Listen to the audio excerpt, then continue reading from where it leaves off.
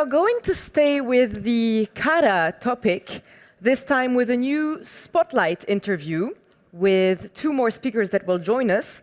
We know that procurement is increasingly becoming the point at which policy ambitions meet operational reality. And this is making these conversations particularly important for both public authorities and service providers.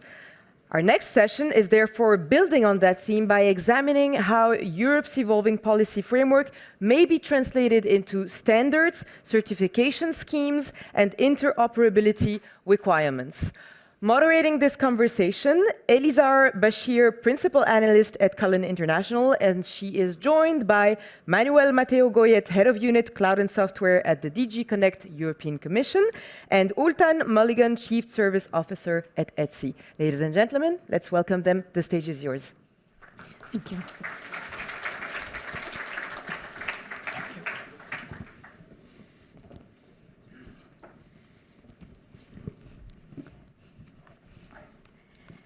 Oops. Very good. Hello, good afternoon from our panel and our speakers here.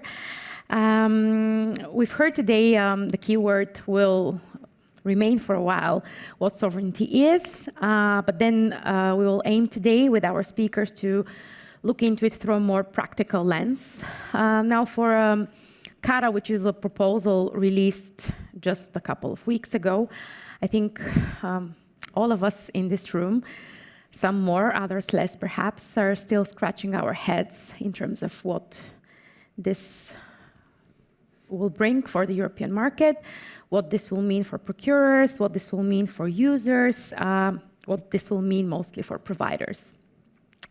So how do these sovereignty objectives can translate into practical requirements? So obviously, another few key words: standards, certification, interoperability, and questions around where we draw the line between harmonization, but also where we could leave more flexibility on a sectoral level or on member state level, how interoperability, portability, and exit readiness can actually support the goals of CADA, and finally, what trusted cloud could actually mean in a multi-cloud environment. So these are some of the questions which we'll address with our speakers today. Manuel, Ultan, welcome. You're both closely involved in shaping the policy, standards, and implementation landscape. And the key word here really is about implementation that will underpin the next phase of Europe's cloud and AI ecosystem. So I would like to start with an opening question to both of you.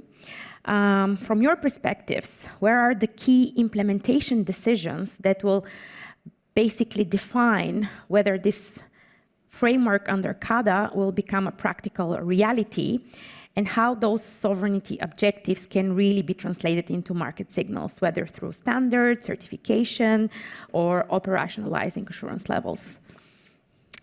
Manuel, would you like to go first, perhaps? Yes, so thank you very much for the introduction. Good afternoon to everyone. Let me answer exhaustively to your question, because I think in the last 3 weeks, the Cloud and AI Development Act post-adoption useful debate has been very much centered on the sovereignty aspects. And since the question is about what will be the key elements of implementation in general, there are numerous. The first part of the Cloud and AI Development Act is on how Europe invests in next generation cloud and AI technologies. So there's no money attached to, there's no budget attached to CADA itself, but there is a roadmap on what and now on what to invest next. And there will be a lot of decisions in the implementing the next Horizon Europe, the next Digital Europe program, which is now called the European Competitiveness Fund, that will be key into that. On the second pillar, there's a lot of implementation, of course, because taking Europe from where we are today in terms of data center capacity to where we need to be to become an autonomous continent will require a lot of efforts by everyone. A lot of the budget there and investing will come from the private sector. I mean, data center management is a profitable business, so the injection of public money maybe is needed on very specific things, but otherwise there's that. But I think the implementation will be key in that aspect because there's complicated questions related to energy. There's complicated questions on access to low latency services. Today in Europe, if you are in Amsterdam, Paris, or Dublin, you don't get the same latency as if you're in Nicosia, Sofia, or Bucharest. And that's not what a single market is about. We need those low latency. And so there is the necessity of a feedback loop into in between policymakers, investors, and efforts to make sure that European businesses, public sector, citizens benefit from the same level of digital services. And then comes, of course, the sovereignty and the resilience part. On the sovereignty part, I mean, Miroslav was a moment ago explaining a little bit how the different levels will work. That part doesn't include standards, and we can come back to it in following questions if needed. There's, of course, an important element is how do we avoid that member states in deciding which of their IT services are served by one or the other level depart too much from each other. And so the solution there is not standards, because this is on how member states need to implement, if you want, a legal framework. But it will be about the Commission providing guidelines, that's the official name in the Cloud and AI Development Act, about providing guidelines on how they should apprehend that question that they should have for their IT services. And then there's plenty of things in that third pillar, more about resilience than about sovereignty, that I think require as well a close look at. There's, for example, something which hasn't hit very much the headlines, but about Eurocloud, which is this public sector cloud federation, which is about the public sector lending to each other capacity, whether in data centers, in cloud services, or in AI technologies. It's about a ministry using the data center capacity of another. It's about the Commission having a cloud service that can be used by other member states. It's about an hospital, public hospital, being able to use the imagery processing capability of another. And this looks easy on a piece of text, but technically it's tremendously complicated, because when you use someone else's infrastructure, data center, cloud, AI, you have logically some level of expectation as to the quality of service, as to what's behind, right? And that requires an alignment with something at least industry recognized, if not standardized. And hopefully for all those aspects, we already have another legal framework than the Cloud and AI Development Act, which is the Cloud chapter of the Data Act, which covers standardization exhaustively. I'll be glad to come back to the interplay in between those, because I think it's a key element which is not always understood well. Thank you, Manuel. Ultan, your take on that? Yes, I think what will be interesting from an implementation point of view is, in fact, the clarity that the CADA is providing us, because we've seen multiple different interpretations of sovereign cloud, and this is where really it begins to take life. For us in the standardization domain, I mean, the question of sovereignty, it doesn't really arise. It really arises more when it comes to implementation. And it's, I think, at the last level, the level 4, where you talk about the technology, the access to technology and control of the technology. There it becomes interesting, and there's where standardization, in particular technical standards, can have a role to play. The reason, again, not because we need necessarily European-owned standards. We can produce them, of course, we're quite capable, but we don't necessarily need to use those. It's more an implementation question. The interesting thing is that this CADA framework, and in particular what will drive implementation, will be the creation of a market, will be the necessity for public sector authorities, purchasers, to procure services at a particular level of the CADA framework, of a particular level of sovereignty. And where 3, 4, 5 years ago I might have assumed that there really wasn't a lot of hope for Europe to build a hyperscaler of our own, in the sense that we had somehow come behind in the race. Now the whole question of sovereign cloud completely reopens that debate, creates a market for European, not just owned, not just managed, but also European technologies in the cloud framework. And given that at the moment in Europe our market structure is, in terms of European cloud service providers, they tend to be relatively small compared with the largest global players. What we will, I hope to see emerge, is a lot more alliances, perhaps joint service offerings, commercial alliances, which will create a need also for technical standardization in terms of interoperability, in terms of exchange of service contracts and the like. And that should generate quite a lot of interest in terms of how we... It should be key to implementing, especially this last stage, this last level of the CADA framework. So I certainly see some potential there, yes.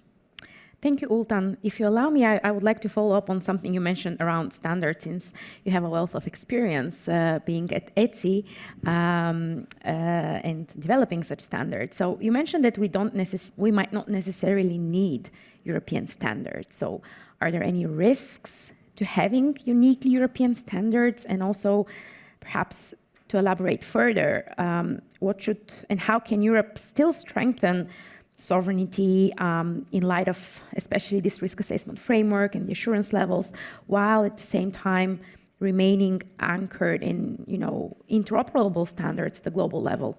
Yeah. Well, I think first thing we need to realize is that we're not the only region in the world having this debate about sovereignty. There are other countries, other regions who have the same concerns that we do, and will probably need similar local solutions that we will have.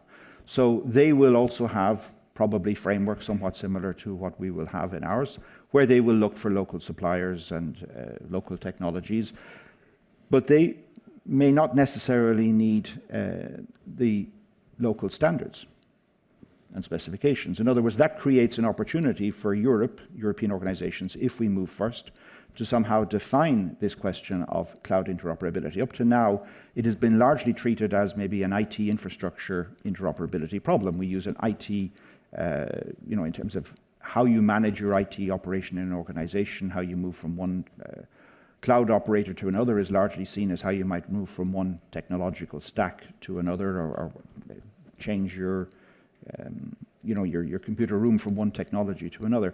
We need more than this. We've not really properly addressed interoperability question in the standardization world. This now creates an opportunity, a market for those technologies, but a market which will exist outside of Europe. So if we restrict ourselves to European-only standards and only allow Europeans to be involved in the development of these, that naturally limits the potential for those European players in that standardization activity to go and sell in other markets. Perhaps not at the highest level of sovereignty, but there are other opportunities. So I see standardization as actually a means, especially when you open it up to a wider world, as a means for allowing European players to, through the standards activity, in fact, sometimes dominate a particular sector, or at the very least be exposed to potential new market opportunities, potential new customers in that sector. So yes, we can develop our own closed European standards. Yes, we certainly should, from a sovereignty perspective, be careful of who we buy our implementations from. but the standards behind them don't necessarily need to be European only. I would prefer that they be dominated by European interests, but nevertheless, to be useful outside of Europe, we do need to allow others to have a say. So perhaps CADA could pave the way for influencing internationally developed It creates an standards. opportunity which I didn't think existed a few years ago, which is again something that we need to seize upon.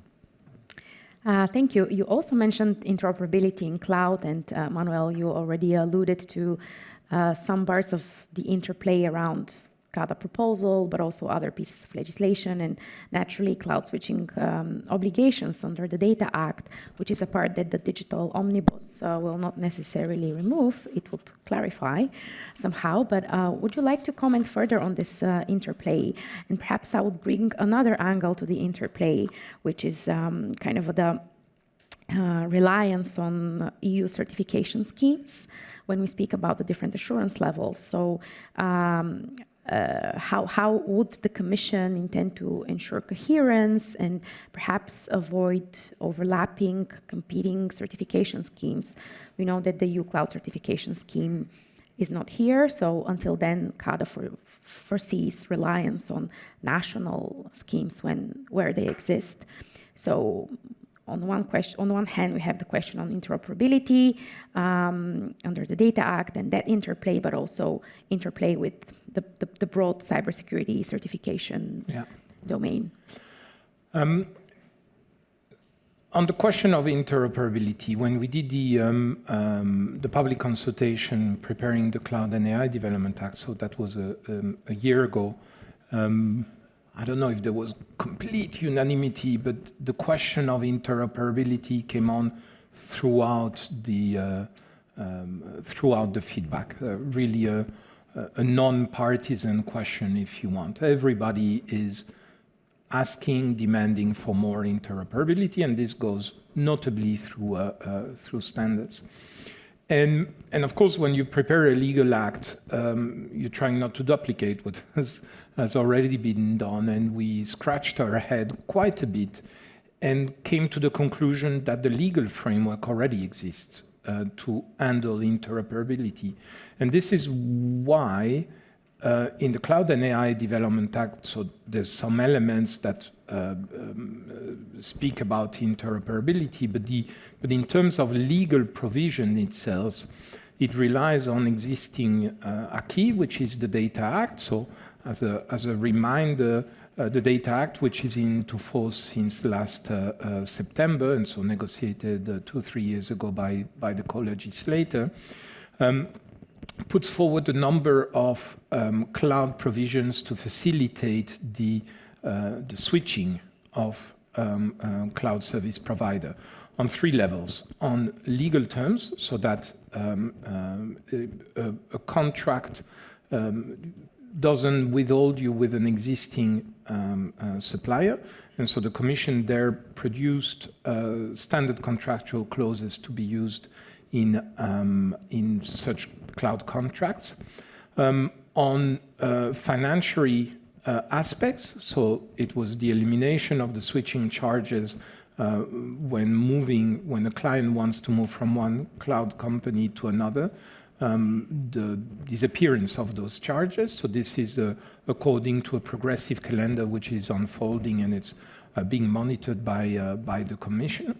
And the third aspect is the technical interoperability, where there's a recognition there by the co-legislator that it's not only about harmonized standards, but as well about industrial specifications. So it's not only about the classic ETSI, CEN-CENELEC standards, but as well what happens very often in the software and cloud world, which is industry self-design specifications. So there is a recognition of those by saying the Commission should put together a repository, and this is still a pending assignment on the Commission side, and place there those standards or specifications that should be commonly used across Europe. And putting them into a repository is not simply a kind of a nice thing. It becomes then 12 months after an obligation for every for every actor to follow. So in that sense, it is stronger than a standard which you are still free not to abide. In this case, you are forced. So it's, if you want, it's a very strong tool. Pending assignment, we have conducted a preliminary study to look at the existence of such standards, and we have identified some. So this is a sneak peek on what will eventually come. Wherever we see gaps, the Commission will produce standardization mandates. Now, on the second part of the question, the interplay between CADA and EUCS. So you will have seen that in the different criteria of the different levels, there's one which is about cybersecurity. And the ideal scenario would be to refer to a European common framework for this, and there is one in the making since several years, which is the EU Cybersecurity Certification on Cloud Services, EUCS by its short name, the topic of many Forum Europe previous discussions.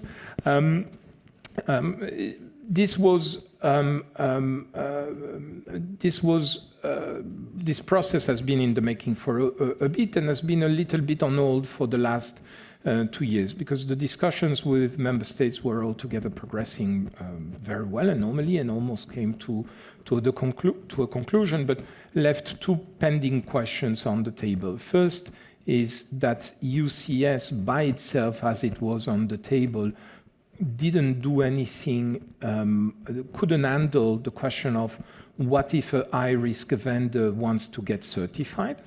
And this has now been dealt with the CSA2 framework, which is being negotiated. And then there was a question mark on how do you integrate non-technical elements in this EUCS scheme. And the legal base over which EUCS is built, which is CSA1, only allows for technical elements to be integrated there. And there was some who wanted to see other considerations, non-technical considerations, to be integrated in this. And so that was, that proved impossible at that stage. And now what CADA proposes is to say, well, those questions that are non-technical, control of the supply chain and things like this, is being dealt in CADA. And so the 2 main issues of EUCS are now essentially out of the way. So CADA, as you rightly reminded, is still being digested by everyone and as well by ourselves. But relaunching the question or the finalization of EUCS is now technically possible because of CSA2 and CADA. Thanks for shedding some light on this intricacies around the interplay, since we are experiencing more and more the complexity of multiple legislative pieces, whether enforced, whether proposals. So navigating through it on all sides can become quite a challenge. Ultan, would you like to comment on this from a standards perspective? From a standards perspective, in fact, what I appreciate now from the approach taken with the Cloud Certification Act, or Cybersecurity Certification for Cloud, is that separation of domains between what is technical, the technical aspects of the certification program, based on the standards that are already available, and the non-technical aspects, be they sovereignty, be they access of high-risk vendors or the like. And a certification scheme based on a common set of standards, be they international standards or European standards, with mutual recognition between certification bodies. We have such a scheme already in Europe. That should not be a barrier. I was a bit surprised to hear this morning that there were actually difficulties in mutual recognition of certification from one country to another. I think 2 of the cloud service providers were mentioning this. In principle, that should not happen. We have mutual recognition of certification when that certification is based on European or international standards. We have that mechanism already. So I appreciate that we should really focus on what is technical, put that in a box, shall we say, deal with it under one measure, and the non-technical aspects, issues around ownership, control, sovereignty, high-risk vendors, and the like, that's a different framework. And for that, standards are not what's required. It's requirements coming from regulation, and it's a different means of assessment there in that case.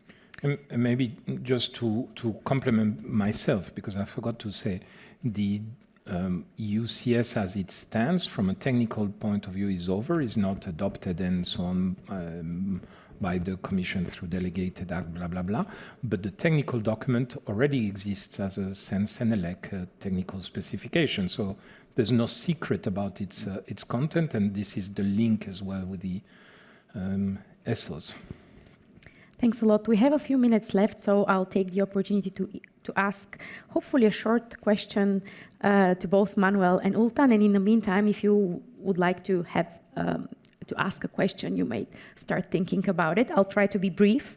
Manuel, you mentioned that there will be, as with many other acts, additional guidelines, specifically on the methodology, when we speak about risk assessments in combination with the assurance levels. So how do you plan to balance harmonization while providing some flexibility, and what should public authorities but also providers expect in terms of harmonization, and where could potentially some differences remain? Yeah, I think we thought about many different scenarios on how to deal with that. On the one hand, you need to acknowledge that, and for anyone in the room managing IT operation in an organization, it's tremendously complex. And the diversity that you have in your organization, whether public or private, but here we're in a public context, is different from the chaos of your neighbor next door. And it's only you as the owner of this chaos under control that is able to decide which of your IT service can serve different systems. So there's nothing at European level in the square kilometer around here that can decide, the IT system of this region dealing with secure emails needs to be level 1 or 2. Impossible, because the region next door will have a different setup for their email management system. And so this needs to be delegated and decided at that level. Fine, but then you don't want people to go too broad. I think if you're looking for inspiration, some member states have already similar guidelines for their own use. I'm thinking about Italy, but there's more. So that can give people a flavor of how it could look like. I think we'll be very mindful when producing this down the road, and to be frank, it's not a work we've started doing, so it's just very preliminary ideas. First is that we need this some level of harmonization, fine. Second is that governments and work together, especially inside of the EU. And it stands to reason that if one ministry of, say, justice works with another ministry of justice, that the way they cooperate on exchanging information needs to be supported with IT systems that are not too far apart from each other. So there is an obvious need. There's as well an obvious need to be coherent and consistent vis-à-vis the third, the rest of the world. Because the use of levels 2, 3, 4 are built on public order reasoning, and this has a proper meaning in the sense of WTO commitments, and of course those are things that we need to be able to justify vis-à-vis our counterparts, and so it stands to reason that if if a country takes its waste management system at level 1 and another one at level 3, you need to provide, it needs to be well substantiated, right? So what are a few of the considerations there? Thanks for throwing even some practical lens on that. Ultan, I'm going to throw a question that's, I hope it's not going to open a big a box here, but open source. It's CADA comes accompanied with an open source strategy. CADA itself has provisions on open source. So should and how should Europe define European open source when most of the critical projects in our understanding are actually governed by rather global communities or foundations that are not even based in Europe? Well, I think just as in the case of standardization, it's not necessarily who writes the standards, but who has the implementation of it that really counts. The same could be said of open source. We see a number of open source foundations that are branded European, but if you dig under the surface, you find maybe they're not necessarily quite so European as you would like to think. Open source, I think, will be very useful, if not necessary, for us to develop some of the technologies that we need to substitute other non-European technologies, especially when it comes to the level 4 of the CADA framework. However, open source itself is not in and of itself really the solution. We need to make sure that we have the capabilities, the skills to, if necessary, if the worst came to the worst, fork an open source project and to continue developing that technology ourselves. Simply having an open source technology but having an external non-European supplier of that open source solution does reduce risk to some extent because you can look at the code because it's open source, but it's not really the optimal sovereign solution. We need to make sure that we have a sufficient developer base in Europe of people who are contributing to that open source project, regardless of where it is hosted, so that we have the critical mass and the competence in Europe to be able to develop our own solutions around that open source project. I think that's really going to be important. Thanks a lot.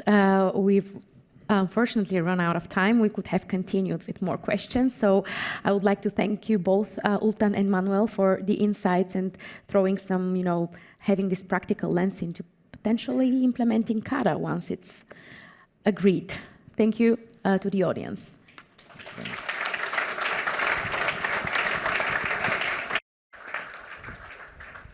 And thank you very much to the three of you for this practical implementation discussion.